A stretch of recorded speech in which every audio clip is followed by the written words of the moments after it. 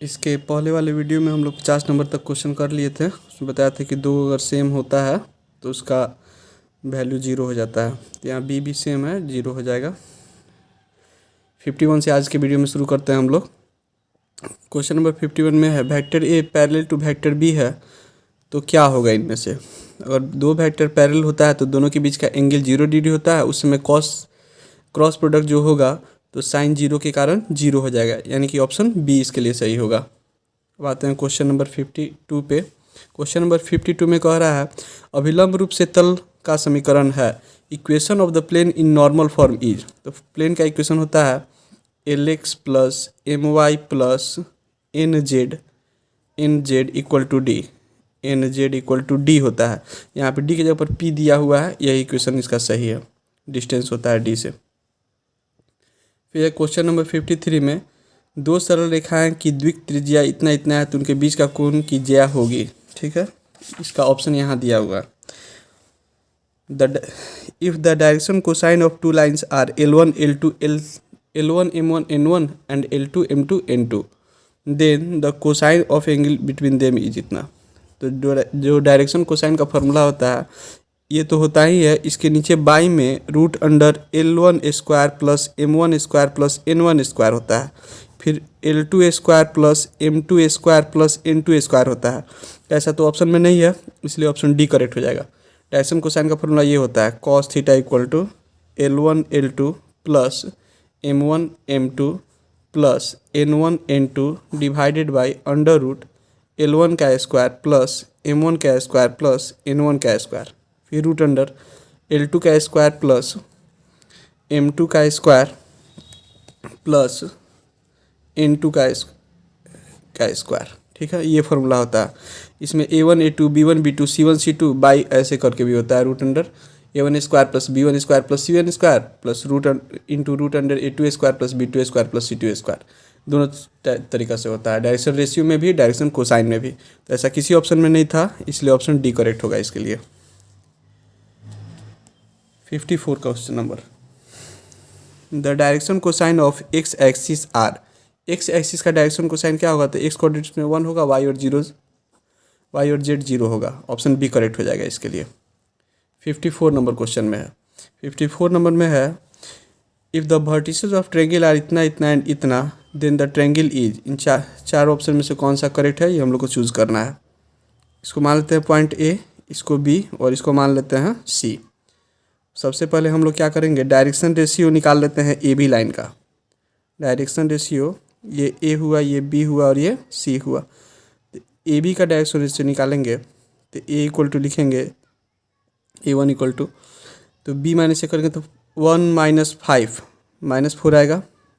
A1 B1 को निकालेंगे तो 0 माइनस 2 तो 2 हो जाएगा। C1 का वैल्यू हो जाएगा 1 माइनस 4 माइनस 3 आएगा। फिर A2 निकालते हैं हम लोग, डायरेक्शन रेशियो BC लाइन का निकाल लेते हैं, BC का। तो C में से B पॉइंट को घटाएंगे तो 2 माइनस 1 आएगा। B2 इक्वल टू निकालेंगे तो -3 माइनस 0 यानी कि -3 आ जाएगा। और C2 इक्वल टू निकालेंगे तो 4 माइनस 1 हो जाएगा 3। तो यहाँ से पता नहीं चल रहा है, तो डायरेक्शन रेशियो ऑफ AC अब भी निकाल लेते हैं। तो AC का हो जाएगा, AC के लिए C में से A पॉइंट को घटाएंगे तो 2 माइनस 5 यानी A3 निकालेंगे तो 2 माइनस 5 हो जाएगा -3।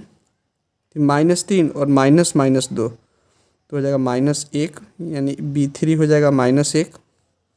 और C3 निकालेंगे तो वो हो जाएगा 4 माइनस -4 यानी कि 0। ठीक है, और इसको गुना करके देखा जाए, 1 गुना -3 हो जाता है -3 और ये हो जाएगा +3, ये हो जाएगा 0। यानी कि अगर इस दोनों का प्रोडक्ट ले लेते हैं तो 0 आ जाता है। A2 A3 B2 B3 और C2 C3 का वैल्यू निकालेंगे तो 1 इंटू -3 आएगा। 1 इंटू -3 प्लस फिर हो जाएगा -3 इंटू -1 प्लस 3 इंटू 0, तो ये हो जाएगा -3 प्लस 3 प्लस 0 यानी कि 0 आ जाएगा। तो जब 0 आ जाएगा तो यानी कि दोनों लाइन परपेंडिकुलर हो गया, AB और AC। तो AB और AC जब परपेंडिकुलर होगा तो दोनों के बीच का एंगल 90 डिग्री हो जाएगा, तो ये राइट एंगल ट्रायंगल हो जाएगा। ठीक है, 56 नंबर क्वेश्चन पे आते हैं अब। PA प्लस PA डैश मतलब किसी भी इवेंट का होना और प्लस नहीं होना का टोटल प्रोबेबिलिटी क्या होता है, 1 होता है। तो इसके लिए ऑप्शन 1 जो होगा जिसमें वही करेक्ट होगा। तो ऑप्शन 1 करेक्ट है बी में, तो ऑप्शन बी इसके लिए सही हो जाएगा। 1 माइनस इसका वैल्यू निकालना है 57 में, तो कैसे निकालेंगे हम लोग? देखिए 1 माइनस डिमॉर्गन्स लॉ के अनुसार पी डैश अलग अलग है, इंटरसेक्शन को हम लोग यूनियन में चेंज कर देंगे तो ए यूनियन बी का होल डैश हो जाएगा। ठीक है, तो ये हो जाएगा 1 माइनस, और इस होल डैश को हटाने के लिए 1 में से घटा देते हैं तो 1 minus P A union B होगा। ठीक है, तो ये हो जाएगा माइनस से जब गुणा करेंगे तो 1 माइनस 1 और प्लस ये हो जाएगा पी ए यूनियन बी, तो ये 1 से 1 कट जाएगा, P A union B, option D correct हो जाएगा इसके लिए। अगला क्वेश्चन, पी ए का वैल्यू दिया हुआ है 0.2, पी बी का वैल्यू दिया है 0.6, तो P A union B plus P A intersection B का वैल्यू पूछ रहा है। इसका वैल्यू होता है P A plus P B के बराबर। तो पी ए का वैल्यू हो गया 0.2, पी बी का वैल्यू हो गया 0.6, जोड़ देंगे तो आ जाएगा 0.8, ऑप्शन सी करेक्ट होगा इसके लिए। फिर 59 में है, दो पासों के फेंक में जोड़ा पाने की प्रायिकता होता है। The probability of getting a doublet with 2 dice is, 2 dice पे डबलेट कब आएगा? जब दोनों पे 1 1 हो जाएगा, इसको डबलेट कहेंगे, या 2 2 होगा, 3 3 होगा, 4 4, 5 5 या 6 6 आएगा, तो इसको हम लोग डबलेट कहते हैं। तो डबलेट जो हो गया तो 6 तरीका से आ सकता है ना। तो इसका प्रोबेबिलिटी क्या हो जाएगा? तो 6 और बाई टोटल 36, 6 इंटू 6 36 हो जाएगा। तो ये कट के आ जाएगा वो 1/6, तो इसका प्रोबेबिलिटी हो जाएगा 1/6। ठीक है, और ये इसके बाद ग्राफ वाला क्वेश्चन है, इसको हम अलग वाले पेज पर बनाना पड़ेगा। इसको देखिए, इसमें क्या है कि the minimum value of objective function z equal to इतना दिया हुआ है, सब्जेक्ट टू कंस्ट्रक्शन दिया हुआ है x plus y less than equal to 6 है। तो क्वेश्चन में है x plus y less than equal to 6, पहले इक्वल टू 6 पर हम लोग इसका ग्राफ ड्रॉ करेंगे। इक्वल टू 6 पे ग्राफ ड्रॉ करेंगे हम लोग, तो इसको पहले ऐसे बॉक्स बना लेंगे, x ऊपर नीचे y। x equal to 0 put करेंगे, y का वैल्यू 6 आएगा, x इक्वल टू 6 पुट करेंगे, y का वैल्यू 0 आएगा। अब ग्राफ बनाएंगे हम लोग, तो 0 यहाँ पे मान लेते हैं 6 है, 6,0, और यहाँ हो जाएगा 0,6, तो ऐसे जाएगा लाइन। लेस देन कह रहे थे यहाँ पे, लेस देन तो नीचे इसका सैडेड होगा, ग्रेटर देन करता है तो आगे का होता है सैडेड। x 0 से बड़ा है और y भी 0 से बड़ा है, यानी कि फर्स्ट क्वाड्रेंट का एरिया सैडेड होगा। तो इसमें कॉर्नर पॉइंट 3 ठो आया, 0 6 0 0, यहाँ पे ओरिजिन पे 0 0, और एक ठो आ गया 6 0। हम लोग को z का वैल्यू पूछ रहा है, z का वैल्यू मिनिमम पूछ रहा है, तो x प्लस 2y यहाँ पे दिया है, x प्लस 2y z का वैल्यू यहाँ से इसको लिख देंगे। 0 6 पुट करेंगे x की जगह पर 0 और 6 तो 12 आएगा, z इक्वल टू यहाँ 0 0 पुट करेंगे तो 0 आएगा, और यहाँ पे z का वैल्यू 6 0 पुट करेंगे तो 6 ही आएगा। तो सबसे मिनिमम वैल्यू 0 आ गया, तीनों में 0, तो ऐसा ऑप्शन डी में दिया हुआ है, तो ऑप्शन डी करेक्ट हो जाएगा। ठीक है, आप लोग चाहें तो इसका स्क्रीनशॉट ले सकते हैं। अब आगे बढ़ते हैं हम लोग, क्वेश्चन नंबर 61 पे आते हैं। क्वेश्चन नंबर 61 में दिया है आई क्रॉस जे क्रॉस के, तो जे क्रॉस के ब्रैकेट में दिया हुआ है, पहले इसका हम लोग सॉल्व कर लेंगे। आई जे के, तो जे के बाद के आता है, तो जे और के क्रॉस प्रोडक्ट आई बन जाता है, तो ये आई क्रॉस ये हो जाएगा आई। तो आई क्रॉस आई जब सेम सेम हो गया तो 0 हो जाएगा, क्योंकि दोनों के बीच का एंगल 0 डिग्री हो जाता है, इसलिए ऑप्शन डी करेक्ट हो जाएगा इसके लिए।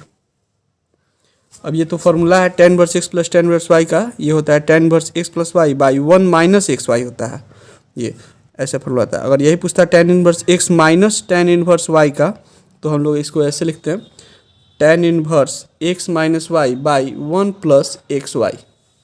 ठीक है, लेकिन यहाँ पे प्लस था तो ऊपर प्लस रहेगा, नीचे माइनस रहेगा, ऑप्शन ए करेक्ट हो जाएगा। 63 पे आते हैं। 63 पे है कॉट इनवर्स 1/x और tan इनवर्स 1/x का वैल्यू इन चारों में से किसके इक्वल है? बहुत आसान है, कॉट इनवर्स 1/x को लिख देंगे हम लोग, कॉट इनवर्स 1/x है तो ये tan बदल जाएगा तो tan इनवर्स x हो जाएगा, और cot inverse tan inverse 1/x ये हो जाएगा कॉट इनवर्स x। इसका फॉर्मूला होता है π/2। तो ऐसा ऑप्शन बी में है, तो ऑप्शन बी करेक्ट होगा।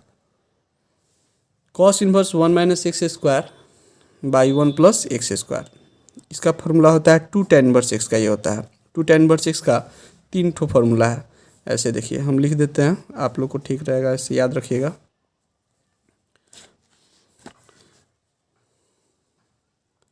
2 tan inverse x equal to होता है 2 कॉस इन्वर्स में पहले लिख देते हैं, cos inverse 1 minus x square by 1 plus x square, और इसका होता है sign inverse 2x by 1 plus x square, और एक होता है tan inverse 2x by 1 minus x square. ये 3 फार्मूला होता है इसके लिए 2 tan इन्वर्स एक्स का। तो इसमें ये वाला पूछा हुआ था ऑप्शन ए, जिसमें दिया हुआ था सी में, ये कॉस में।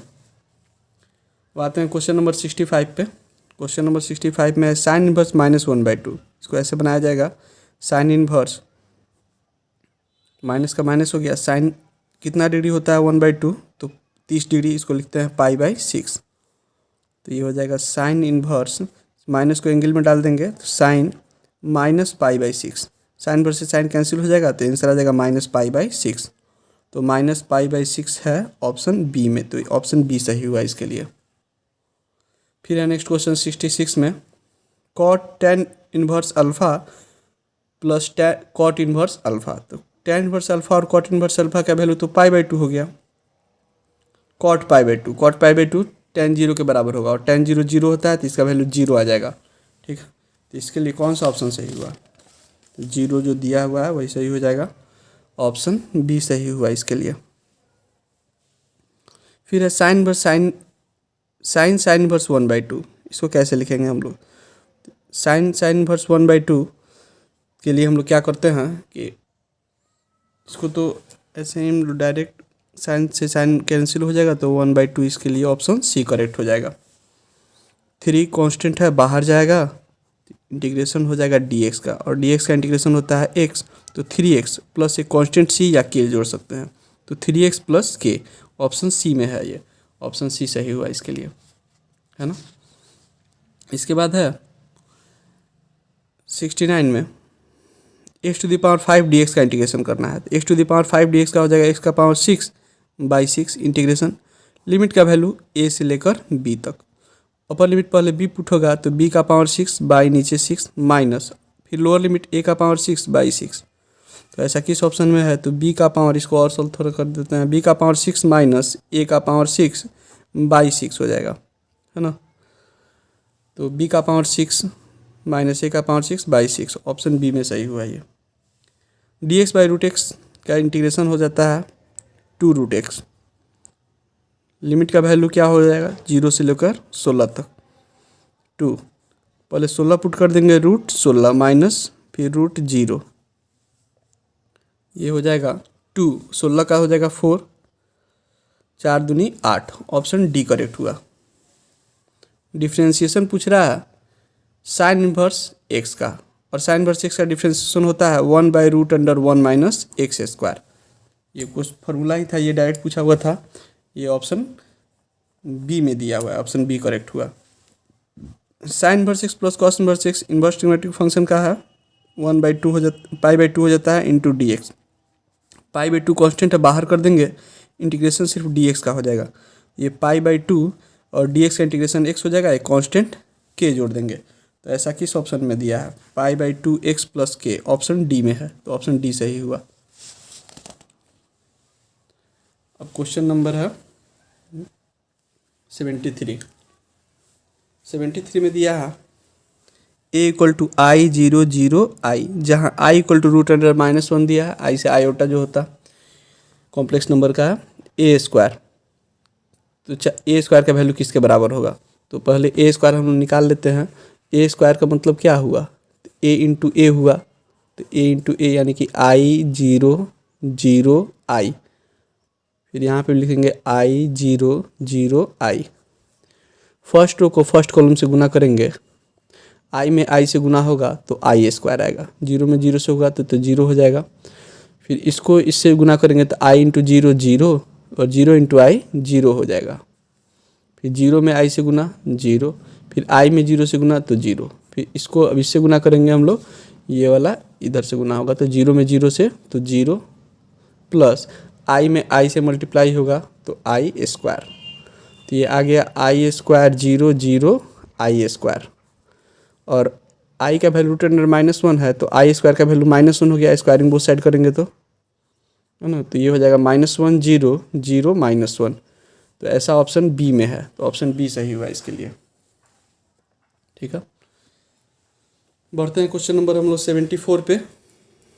आप लोग को वीडियो अच्छा लग रहा हो तो इसको लाइक कर दीजिएगा। एडजॉइंट ए निकालना है, तो इसमें हम लोग कैसे निकालते हैं? एडजॉइंट ए में जो मेजर डायगोनल होता है इसको इंटरचेंज करते हैं, तो मेजर डायगोनल को इंटरचेंज करेंगे तो 1 1 रह जाएगा, और ये जो माइनर डायगोनल होता है इसका साइन चेंज हो जाएगा, ये -2 होगा और यहाँ पे -2 होगा, तो ऐसा ऑप्शन किस में है? तो ऑप्शन ए में है, तो ऑप्शन ए सही हुआ। ठीक है, अब नेक्स्ट 75 पे आते हैं। 75 में हम लोग इस डिटरमिनेंट का वैल्यू निकालना है, तो जिसमें जीरो का संख्या ज़्यादा होता है उसी के अलॉन्ग एक्सपेंड करना चाहिए। तो जीरो का संख्या कॉलम में 2 ठो है, ऐसे भी 2 ठो है, इधर भी है, कॉलम से आसानी से हो जाएगा। तो कॉलम में का फर्स्ट एलिमेंट 3 है, फर्स्ट कॉलम के अलॉन्ग एक्सपेंड करेंगे तो 3 को बाहर लिख देंगे, डिटरमिनेंट के अंदर 3 का रो और 3 का कॉलम डिलीट कर देंगे, तो रो और कॉलम जब डिलीट हो गया ये और ये, तो बच गया 2 3 0 7, तो इसको लिख देंगे 2 3 0 7, 3 का 3 हो गया, 7 दूनी 14 माइनस 3 में 0 से गुना करेंगे तो 0, तो 14 तिहाई 42 आंसर इसका आ गया, ऑप्शन सी सही हुआ। अवकलन समीकरण इतना का हल है, the solution of differential equation dy by dx इतना, वाई स्क्वायर वाला टर्म dy के साथ रहेगा और एक्स स्क्वायर वाला टर्म dx के साथ रहेगा, तो वाई स्क्वायर को इधर गुना कर देंगे तो y square into d y equal to हो जाएगा x square into d x. Integrating both side कर देंगे, इंटीग्रेशन लगा दिए, वाई स्क्वायर का इंटीग्रेशन हो जाएगा y cube by 3 equal to यहाँ हो जाएगा x cube by 3 equal to एक कॉन्स्टेंट सी ले लेते हैं। ठीक है, 3 और 3 कैल्शियम तो 3 ही आएगा, इसको लेफ्ट साइड लाएंगे यहाँ प्लस सी, तो Y Q minus x cube by 3 equal to हो जाएगा सी, सी को उधर गुना कर देंगे तो ये हो जाएगा y Q minus x Q equal to 3c, और 3c को हम लोग एक कांस्टेंट दूसरा कांस्टेंट के भी ले सकते हैं, तो इक्वल टू के ले देंगे क्योंकि ये कांस्टेंट ही है 3c, तो 3c कांस्टेंट है इसीलिए इसके जगह पर एक नया कांस्टेंट इंट्रोड्यूस कर दिए, के लिख दिए, तो Y Q minus x Q equal to आ गया के, तो Y Q minus x Q equal to K, option B में है, ऑप्शन बी ही सही होगा इसके लिए। 76 भी बन गया। तो इससे बढ़ते हैं क्वेश्चन नंबर 77 पे। 77 में हम लोग चेन रूल लगा के पहले डिफ्रेंशिएट करेंगे। Differentiation of tan square x D x दिया हुआ है, कैसे डिफ्रेंशिएट करेंगे इसको देखिए।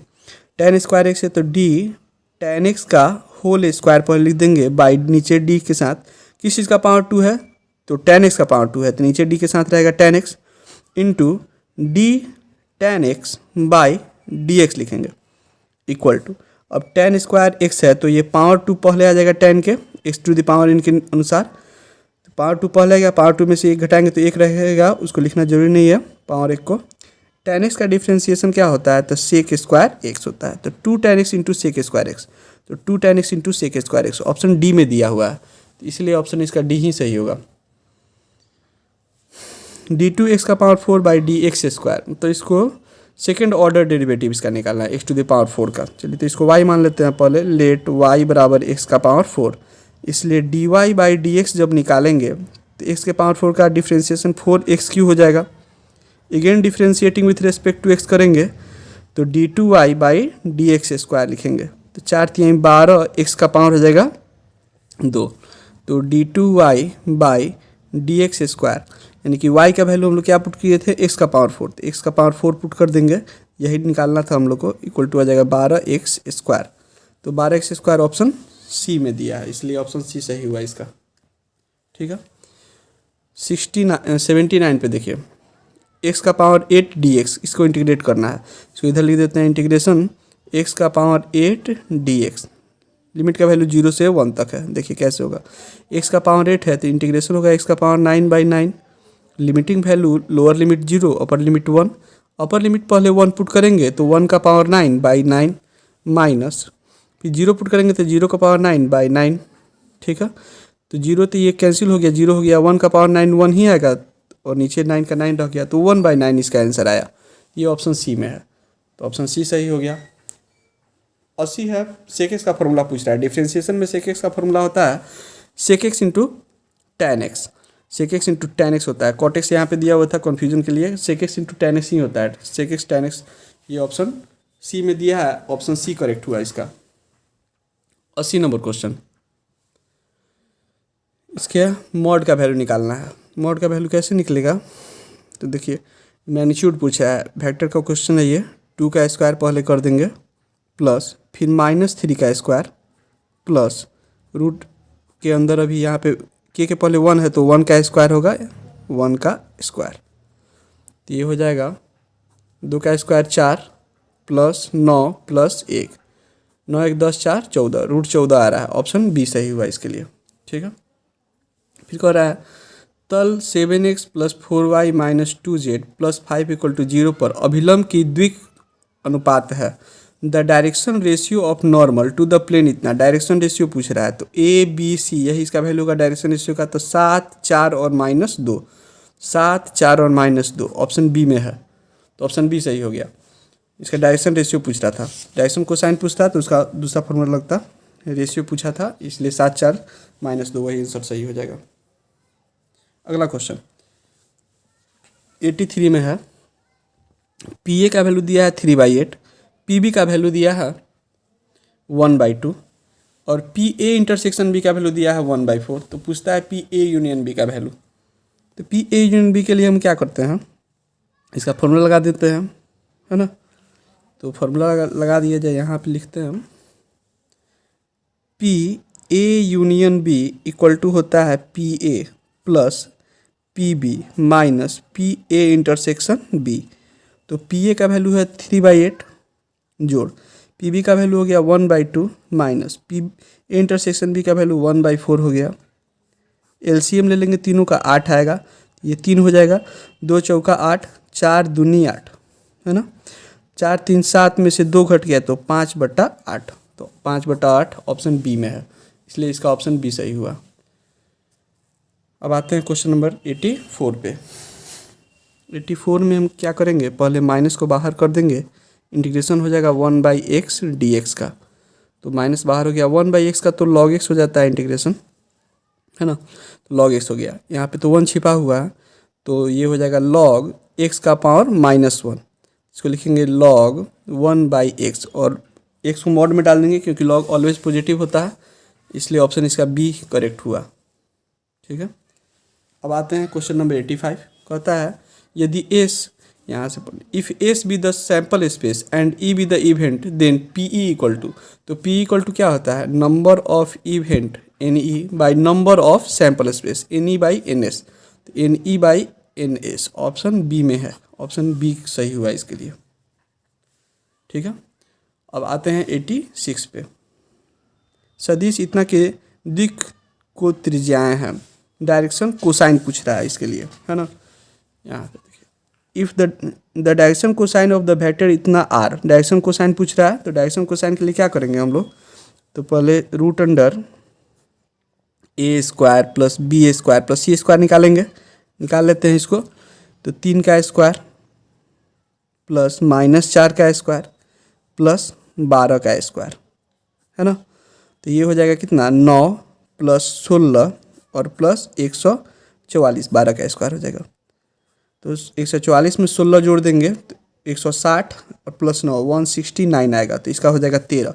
तो 13 से डिवाइड करेंगे, तो 13 से डिवाइड करेंगे तो 3/13, फिर -14 4/13 और 12/13 हो जाएगा। ये 3/13 -4/13, 13 है रूट नहीं है, 3/13 -4/13 12/13 ऑप्शन सी में है, ऑप्शन सी सही हुआ इसका, ठीक है। समझ में तो आ ही रहा होगा, कमेंट करके बताइएगा आप लोग, वीडियो अच्छा लगे तो इसको लाइक भी कीजिएगा। XY तल का समीकरण है, XY तल का समीकरण क्या होगा, x और y का पूछ रहा है, तो x और y प्लेन पर z कोऑर्डिनेट क्या होता है, 0 हो जाएगा, तो ऑप्शन सी करेक्ट हो गया इसका। जो डबल पाई है, 2 बार जो पाई दिया है, इसका मतलब मैट्रिक्स ही होता है। तो मैट्रिक्स में हम लोग हर एलिमेंट में गुना करते हैं। तो 5 एकम 5, 5 दूनी 10, 5 तिहाई 15, 5 चौका 20, ऐसे इसको हम लोग डबल लाइन से भी दिखाते हैं, है ना। तो ये इसका ऑप्शन कौन सा करेक्ट हो गया?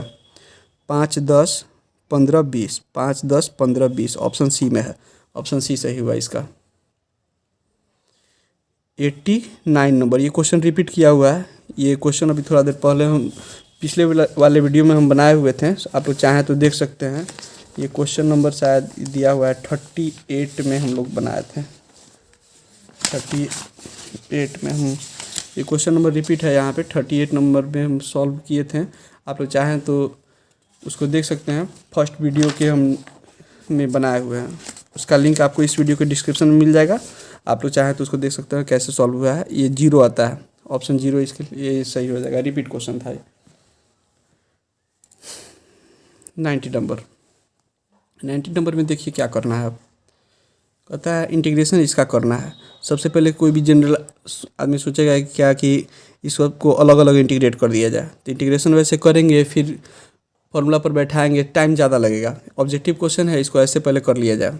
ये A Q plus B Q plus 3a square B plus 3ab square के फॉर्म में है, यानी कि ये x प्लस ए के होल क्यू के फॉर्मूला पे है ना।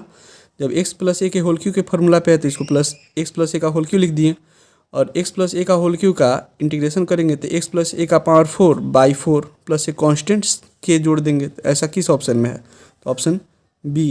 ये काफ़ी आसानी से बन गया ऐसे, ऑप्शन बी करेक्ट हो गया। ठीक है, अब है 91। 91 में देखिए क्या है, हम लोग को 91 में करना है डिफ्रेंशिएशन किसका? साइन लॉग एक्स का। इसमें भी चेन रूल लगेगा। तो D sign log x by D के साथ क्या रखेंगे? तो साइन का एंगल लॉग एक्स है, तो डी के साथ रहेगा log x into D log x by D x, ऐसे लिख देंगे पहले। तो साइन का डिफ्रेंशिएशन क्या होता है? तो कॉस होता है, तो कॉस लॉग एक्स हो गया। और लॉग एक्स का होता है 1/x, तो 1/x, तो बाई में सब में x हो जाएगा, है ना। तो cos log x by x, cos log x by x, या 1/x कॉस लॉग एक्स, ये ऑप्शन सी हो गया सही इसके लिए। इसको ऐसे भी तो लिख सकते हैं 1/x into cos log x, ठीक है। तो ऑप्शन सी में हो गया है, ऑप्शन सी करेक्ट हुआ। 92 में देखिए क्या है, 92 पे है ए का वैल्यू दिया है, बी का वैल्यू दिया है, ए प्लस बी का वैल्यू पूछ रहा है। तो ए प्लस बी के लिए कॉरस्पॉन्डिंग एलिमेंट को जोड़ देंगे। 2 + 1 3, 5 प्लस 2 + 1 3, 5 + 5 10, और 3 + 6 9, 1 में 2 जोड़ेंगे तो 3, 3 10 9 3, 3 10 9 3, 3 10 9 3, 3 10 9 3, ऑप्शन ए में है। ऑप्शन ए सही हुआ इसके लिए, ठीक है। 93, अब डिफ्रेंशिएशन करना है साइन स्क्वायर एक्स का। इसको भी जैसे tan स्क्वायर एक्स वाला को बनाया है थोड़ा देर पहले, वैसे ही बनाएंगे इसको भी। tan x साइन एक्स का पावर 2 लिख देंगे, बाई नीचे डी के साथ क्या रहेगा? तो साइन एक्स रहेगा, into D sine x by D x. Power 2 पहले आ जाएगा, और साइन एक्स का पावर कितना बचेगा? 1 बचेगा। पावर 2 पहले लिख दिए, 2 में से 1 घटाएंगे, 1 हो गया। साइन एक्स का डिफ्रेंशिएशन कॉस एक्स, तो 2 sin x into cos x तो होता है sin 2x। तो sin 2x ऑप्शन सी में है, इसलिए ऑप्शन सी करेक्ट हुआ इसका। 94 में है log ex का करना है। तो डिफ्रेंशिएशन करेंगे तो log ex बाई नीचे d के साथ क्या रखेंगे? तो ex लिखेंगे, तो dx बाई कितना हो जाएगा? dx, चेन रूल इसमें भी लग गया। तो log x का होता है 1/x, तो वैसे ही log ex का हो जाएगा 1/ex। e कांस्टेंट है, बाहर चला जाएगा, और dx dx तो कैंसिल हो गया, तो e से e यहाँ पे भी कैंसिल हो जाएगा, तो आंसर हो जाएगा 1/x, ऑप्शन बी। इसलिए ऑप्शन बी सही हुआ इसका। 95 डिफ्रेंशिएशन पूछ रहा है कॉट इन्वर्स एक्स का। तो सी से शुरू होता है, तो उसका डिफ्रेंशिएशन माइनस में ही होगा। तो माइनस में ये दोनों ऑप्शन है, लेकिन माइनस में ये वाला ऑप्शन सही होगा। कॉट इन्वर्स एक्स का होता है -1/1 + x²। तो ऑप्शन सी में है, ऑप्शन सी सही होगा। ये 10 पूछता तो ये -1 खाली नहीं रहता, 1/1 + x² हो जाता। अब डिफ्रेंशिएशन पूछ रहा है इसका ये दिया हुआ है डी, एक्स में एक्स से मल्टीप्लाई करेंगे तो एक्स स्क्वायर माइनस, है ना, 2 इंटू 2 4 हो जाएगा -4, तो ये प्लस हो जाएगा by D x. X square का डिफ्रेंशिएशन 2x, 4 का 0, तो आंसर आ जाएगा इसका 2x। तो ऑप्शन 2x किस में है, तो 2x दिया हुआ है ऑप्शन बी में, तो ऑप्शन बी सही होगा इसका। ठीक है, अब देखिए ये -1/√(1/6², ये किसका इंटीग्रेशन होता है, तो ये कॉस इन्वर्स एक्स का होगा, है ना। कॉस इन्वर्स एक्स का डिफ्रेंशिएशन ये होता है, तो इसका इंटीग्रेशन ये हो जाएगा। यही अगर माइनस साइन रहता है तो प्लस वाला साइन इन्वर्स में टिक लगाते हैं हम लोग। ठीक है, क्योंकि differentiation of cos inverse x by D x क्या होता है, -1/√(1/x² होता है। तो इसका इंटीग्रेशन क्या होगा, इसका इंटीग्रेशन कॉस इन्वर्स एक्स हो जाएगा। इंटीग्रेशन और डिफ्रेंशिएशन एक दूसरे का अपोजिट होता है। आई क्रॉस जे डॉट के पूछ रहा है, तो आई क्रॉस जे साइकिल के नियम पर बैठा देंगे। यहाँ सबसे पहले आई, फिर जे, तब हो जाएगा के। तो आई और जे का क्रॉस प्रोडक्ट क्या बन जाएगा, के बन जाएगा। तो ये हो जाएगा के कैप डॉट के कैप, तो के कैप डॉट के कैप, तो कॉस 0 के, तो इसको जब दोनों के डॉट प्रोडक्ट में जो के कैप और डॉट के कैप हो जाएगा तो इसका वैल्यू हो जाता है 1 के बराबर। तो ऑप्शन बी करेक्ट हो जाएगा। यही क्रॉस प्रोडक्ट बीच में यहाँ दिया रहता है, यहाँ क्रॉस दिया रहता है, तो इसका हम लोग 0 में टिक लगाते हैं। डॉट प्रोडक्ट है तो 1 होगा। साइन 10x का डिफ्रेंशिएशन पूछता है, तो साइन का लिख देंगे कॉस 10x, है ना। डिफ्रेंशिएशन में ये x में 10 से गुना है, तो 10 से यहाँ पे पहले गुना हो जाएगा।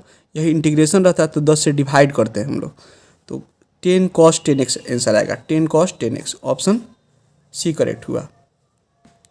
अब देखिए सेक स्क्वायर एक्स का इंटीग्रेशन का फॉर्मूला होता है tan, सेक स्क्वायर एक्स का tan होता है, tan 2x, 2x है तो 2x हो जाएगा। यहाँ पे x में 2 से मल्टीप्लाई है, तो इंटीग्रेशन में 2 से क्या हो जाएगा, डिवाइड हो जाएगा, प्लस एक कांस्टेंट के जुड़ जाएगा। इंटीग्रेशन में डिवाइड करते हैं, और वही डिफ्रेंशिएशन में x में जिस कांस्टेंट से मल्टीप्लाई होता है उससे मल्टीप्लाई करते हैं, और इंटीग्रेशन में जिस कांस्टेंट से मल्टीप्लाई होता है उससे डिवाइड करते हैं। यही रूल है, तो ऑप्शन सी करेक्ट हो गया। इसी तरह हम लोग पूरा टोटल 100 क्वेश्चन बना लिए हैं। आप लोग को वीडियो अच्छा लगे तो इसको लाइक कीजिएगा, दोस्तों के साथ शेयर कीजिएगा। मेरे चैनल को अभी तक सब्सक्राइब नहीं किया हो तो प्लीज़ सब्सक्राइब कीजिएगा। थैंक यू, फिर मिलते हैं नेक्स्ट वीडियो में हम लोग।